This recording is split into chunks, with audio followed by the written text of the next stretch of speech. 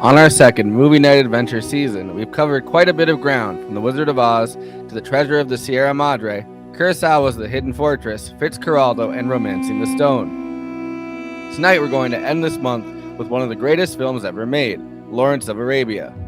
Only two kinds of creature get fun in the desert, Bedouins and gods, and you're neither. Take it from me. For ordinary men, it's a burning, fiery furnace. No, Dryden. It's going to be fun. It is recognized that you have a funny sense of fun. When most people think of the historical epic, they may think of something religious like Ben-Hur, or the movie Exodus about the founding of Israel, or maybe Spartacus. However, I'd guess that many people would think of Lawrence of Arabia.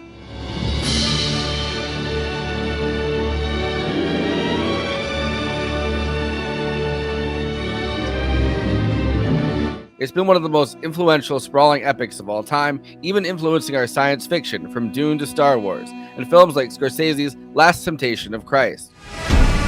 Young master, how does it feel to walk on a new world? Exciting, to say the least. The director, David Lean, was no stranger to the historical epic. In 1957, he directed another one of the films seen as the greatest ever made, The Bridge on the River Kwai, an adaptation of the World War II novel by the French author Pierre Boyer, about the construction of the Burma Railway by English prisoners of war. When The Bridge on the River Kwai was met with a massive success, making $30.6 million, the equivalent of $319 million today dollars at the box office. Officer, sir! British officer! Here to blow up the bridge! Blow up the bridge! Yes, sir! Yes, British commando orders, sir! Blow up the bridge! Yes, sir! Look out, there's no time! No! Help!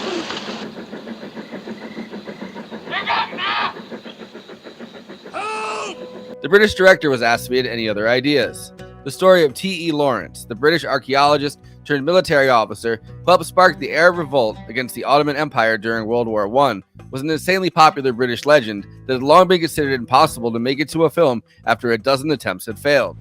When it was decided we'd make Lawrence, we first of all had to meet with his brother, Professor Arnold Lawrence, because Lawrence, of course, was dead, and all his affairs and his copyrights were in the hands of his brother. And we all thought that the worst thing that he would think was that Hollywood are somehow horning in on Seven Pillars of Wisdom and want to make a Hollywood film. One of the biggest initial hurdles is that T.E. Lawrence, who had died in a motorcycle accident in 1935, had left the rights to his story to his brother, Professor A.W. Lawrence. Suddenly, this man who faced death a score of times in Arabia meets a tragic end on a peaceful English country road. On his motorcycle, he collides with a cyclist and is rushed to Bovington Camp Hospital, where after lying for 6 days unconscious, he dies. The crumpled cycle. A.W. Lawrence eventually negotiated a deal where he had final script approval and allowed the film to be made. But finally was persuaded to do so by David Lean and with Spiegel helping, provided he had ultimate and total script approval of the script when it was written. T.E. Lawrence had written a book, The Seven Pillars of Wisdom, about his time with the Arabs, which the script was based on. Many of the same people had worked on The Bridge on the River Kwai, from producer Sam Spiegel, writer Michael Wilson, actors Alec Guinness and Jack Hawkins, were hired to be part of the Lawrence of Arabia shoot. The starring role, originally intended to be played by Marlon Brando, was played by Peter O'Toole in one of the most legendary performances in British film history. I remember two things I'd read. One, Graves told me that Lawrence apparently never looked at anybody. He made a sort of inventory of everyone's clothes.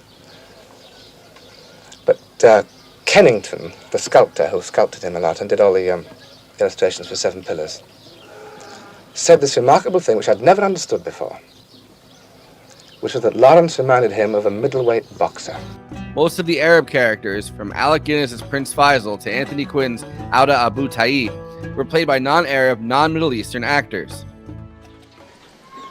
You know, of course, that we are destroying the Turkish railways. I do, sir. Major Lawrence is in charge of all this, is he? Now that's a name I've not heard in a long time.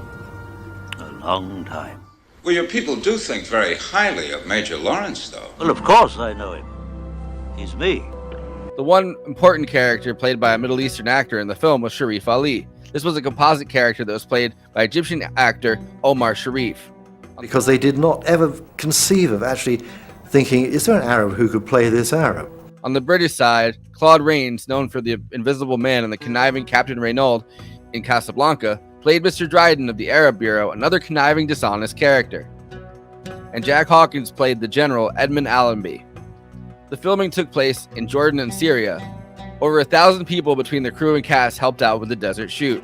The sweeping desert, brilliant sky, and endless desolate space could have only worked with the real locations. The film, an almost 4-hour-long brilliant spectacle, details largely the Battle of Aqaba, a seemingly impossible undertaking done by Lawrence and the Hashemites behind the back of his commanders, and the taking of Damascus and setting up of the Arab National Council. So much of the legend of T.E. Lawrence is still debated to this day, in a way which seems almost impossible in the modern age. Lawrence's sexuality is a big one. It has long been debated whether he was gay or asexual, including the possibility hinted at in the film that he was raped by Ottoman soldiers during the war. As well as the issue of identity, with Lawrence caught in between a newfound loyalty to the pan-Arab nationalist cause and his identity as a British military officer at a time when the British were scheming to divide up the Middle East. We do not work this thing for Faisal. No. For the English, then? For the Arabs. The Arabs. The Hawitat, Ajili, Rala, Beni Sakhr, these I know. I have even heard of the Harith. But the Arabs? What tribe is that? Lawrence seems to not fit in anywhere, and this is without the fact that he's a child born out of wedlock to a British noble father, and thus could not inherit his title.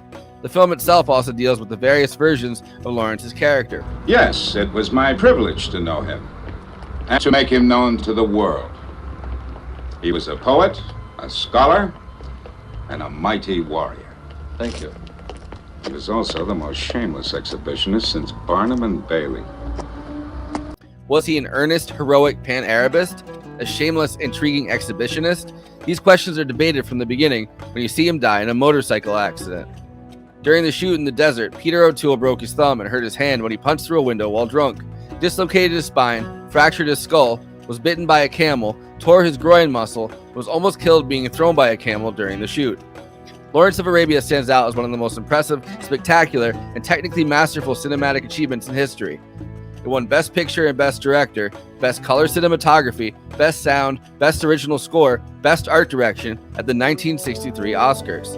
Unfortunately, Peter O'Toole did not win Best Actor, as that was the year Gregory Peck would be honored as Atticus Finch. No prisoners! No prisoners!